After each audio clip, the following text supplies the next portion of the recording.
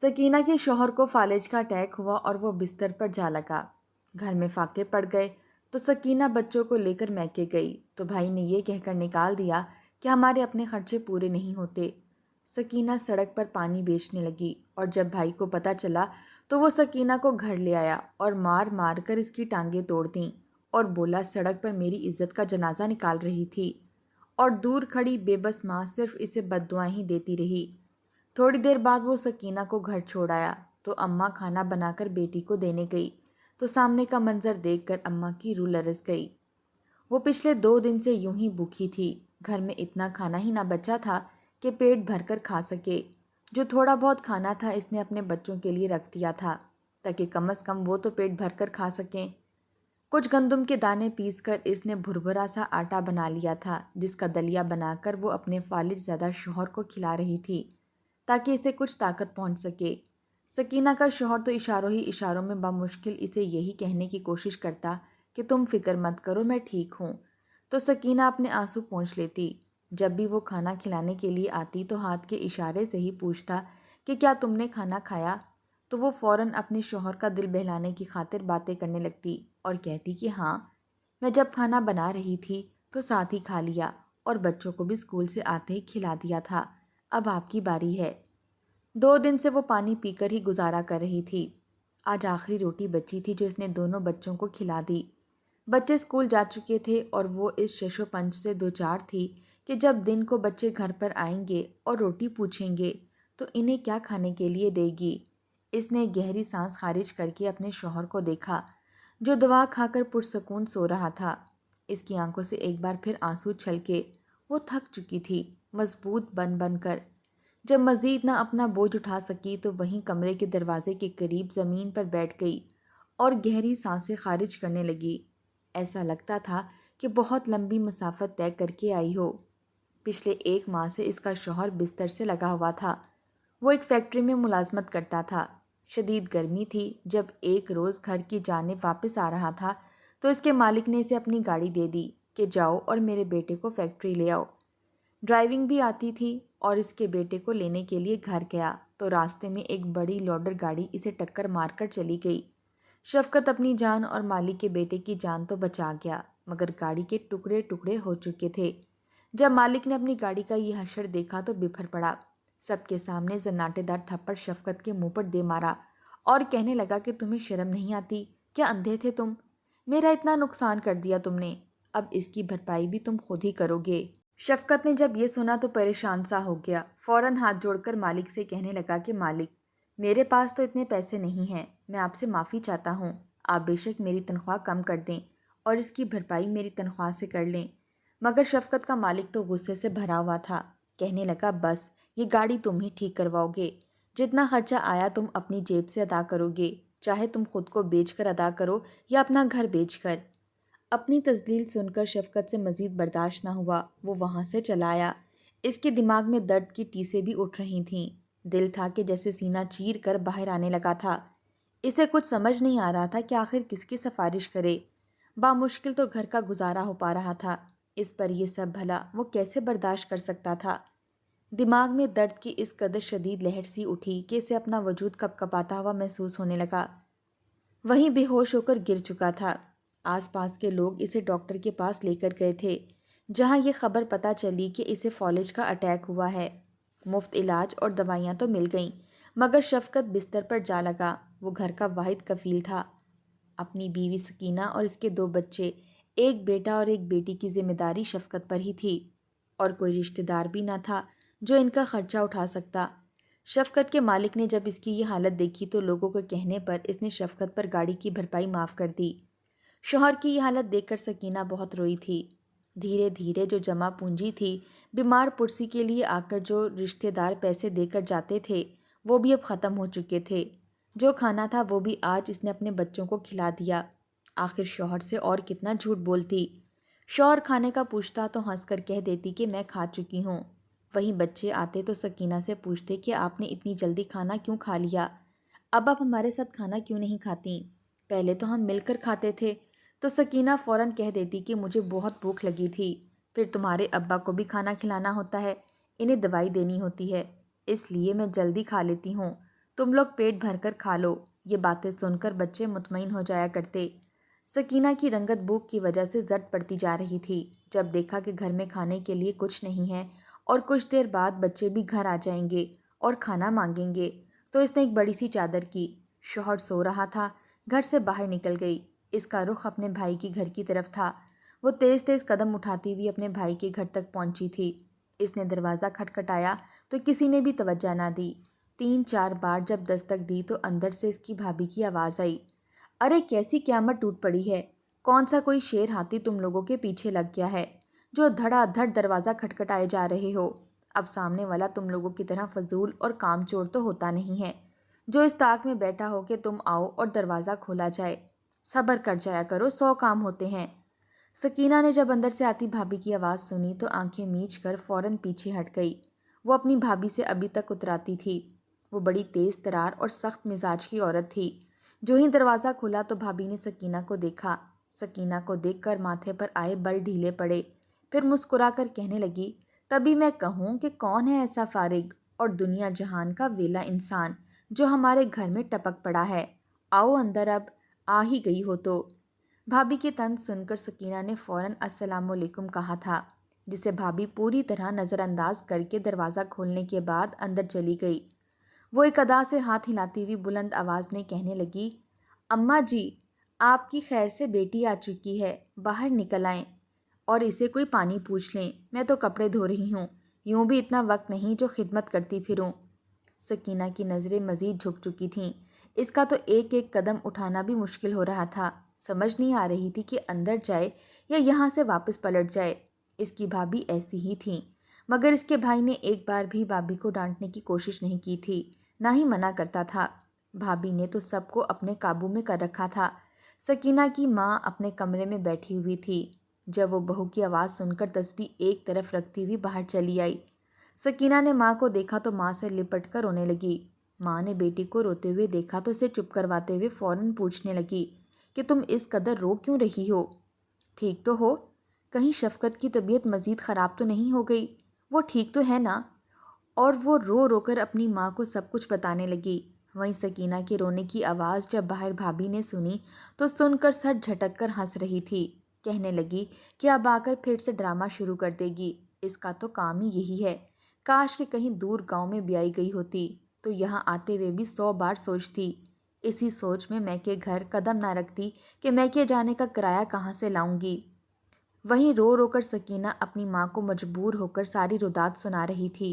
कहने लगी कि मैं आपको कुछ भी ना बताना चाहती, मगर क्या करूँ, मजबूर हूँ। दरअसल मेरा राशन ख़त्म हो चुका है। आज आखिरी रोटी थी जो बच्चों को खिला दी। भाई को कहें कुछ मेरी इमदाद कर दें। जब तक शफकत ठीक नहीं होते तब तक मैं अपने बच्चों का ही पेट भर लूँ तो यही बहुत है। मैं और कुछ नहीं चाहती, बस मेरे बच्चे भूखे ना सोएं। अगर मेरे घर वो राशन नहीं डलवा सकते तो मैं अपने बच्चों को यहाँ भेज दिया करूँगी। बस 1-2 वक्त का खाना खिला दिया करना। अभी वो ये कह ही रही थी कि सकीना का भाई घर में दाखिल हुआ। सकीना घर में ही मौजूद थी। भाई पास बैठा तो इसकी भाभी भी सारे काम छोड़कर अंदर जाकर बैठ गई और सोचने लगी कि अब आखिर ये मेरे शौहर से क्या बात करेगी। जो बात सकीना ने रोते हुए अपनी माँ को बताई थी वही बात इसने अपने भाई से भी की और फिर सवालिया नज़रों से भाई का चेहरा देखने लगी। भाई अभी खामोश ही था। कुछ कहने ही वाला था कि फौरन भाभी बोल उठी। कहने लगी कि तुम्हारे ससुराल में क्या कोई रिश्तेदार नहीं है? शादी के बाद सारे रिश्ते नाते ससुराल वालों के साथ ही होते हैं। तुम अपने रिश्तेदारों से कहो कि वो तुम्हारे बच्चों का पेट पालें। हमारा तो मुश्किल से अपना गुजारा होता है। अपने बाल बच्चों का खर्चा उठा रहे हैं। अब रोज़ तुम्हारे घर सौदा सल्फ जाएगा तो हम तो सड़क पर आ जाएंगे। वो शौहर के कान भरने लगी। ये सुनकर इसका भाई कुछ देर तो खामोश रहा, फिर जेब से 2000 रुपये निकालकर बहन की जानें बढ़ा दिए। कहने लगा कि बस मेरे पास यही थे, इनसे कुछ खाना ले जाना, मगर बच्चों को यहाँ मत भेजना, इससे मेरे घर का माहौल ख़राब होगा। सकीना ने अपने सामने रखे 2000 रुपये लिए, जो भाई ने इसकी तरफ यूं बढ़ा दिए थे जैसे भिखारी को पैसे फेंके जाते हैं।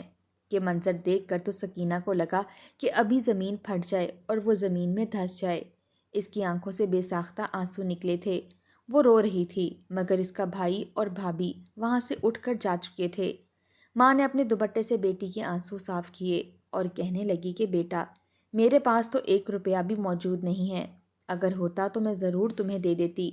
میں تو خود اپنے بیٹے کی محتاج ہو کر رہ چکی ہوں، جو بھی کمائی کرتا ہے لا کر اپنی بیوی کے ہاتھ پر رکھتا ہے۔ جب سکینہ نے یہ سنا تو فوراً آنسو صاف کرتے ہوئے مسکرائی اور کہنے لگی کہ امی کوئی بات نہیں، ویسے بھی بھائی نے مجھے پیسے دے دیے ہیں، یہی بہت ہے، میں ان کی احسان مند رہوں گی۔ جیسے ہی شفقت ٹھیک ہوں گے تو میں پیسے بھی واپس کر دوں گی۔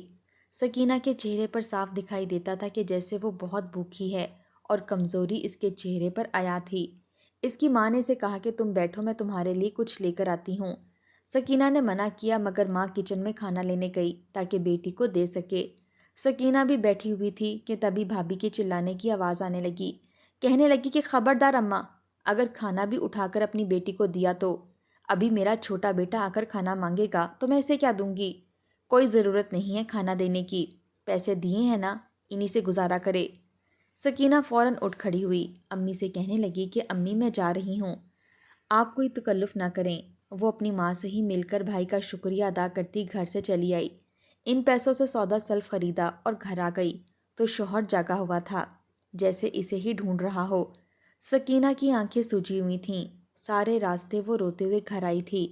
شفقت بھانپ چکا تھا، وہ شفقت کا اشارہ سمجھ چکی تھی، کہنے لگی کہ امی کے ہاں گئی تھی، آپ بھی سو رہے تھے، بہت دن سے امی اور بھابھی مجھے بلا رہی تھیں، آج جب گئی تو دیکھیں بھائی نے اتنا سارا راشن دے دیا۔ میں نے منع بھی کیا مگر زبردستی تھما کر بولے کہ لے جاؤ، شفقت بھی بستر پر ہے تو تمہیں ضرورت ہوگی۔ شفقت کی آنکھوں میں اس وقت آنسو امڈ آئے تھے مگر کچھ بول نہ پایا۔ اس نے 2 دن بعد آج پیٹ بھر کر کھانا کھایا اور شفقت کو بھی نرم غذا کھلائی تھی، مگر وہ سودا بھی آخر کتنے دن چلتا؟ بھائی سے تو مدد کی امید نہ تھی اور کوئی رشتہ دار ایسا تھا نہیں جو بھول کر پوچھ ہی لیتا کہ سکینہ کے گھر میں آخر ہو کیا رہا ہے۔ ایک خاتون تھی جو کہ سڑک کے کنارے بیٹھ کر سبزی بیچا کرتی تھی۔ وہ ایک روز سکینہ کے پاس آئی اور کہنے لگی کہ تم بھی میرے ساتھ کوئی کام شروع کر دو تاکہ اپنے بچوں کا پیٹ بھر سکو۔ سکینہ نے یہ سنا تو فوراً منع کر دیا، کہنے لگی کہ مجھے ان سب باتوں کا کچھ بھی نہیں پتہ، نہ ہی گھر سے باہر گئی ہوں، مجھے تو میرا شوہر ہی سب چیزیں لا کر دیتا تھا، بھلا میں یہ کام کیسے کر سکتی ہوں؟ وہ عورت کہنے لگی کہ اگر یوں ہی سوچتی رہی تو آخر میں خود کو کوستی ہی رہ جاؤ گی، جب تک تم خود ہاتھ پاؤں نہیں استعمال کرو گی خدا بھی تمہاری مدد نہیں کرے گا۔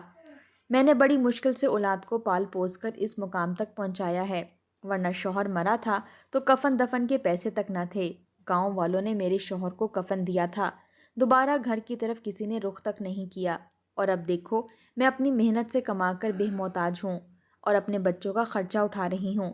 اگر میں کر سکتی ہوں تو تم کیوں نہیں کما سکتی؟ کیوں خود کو کمزور سمجھ رہی ہو؟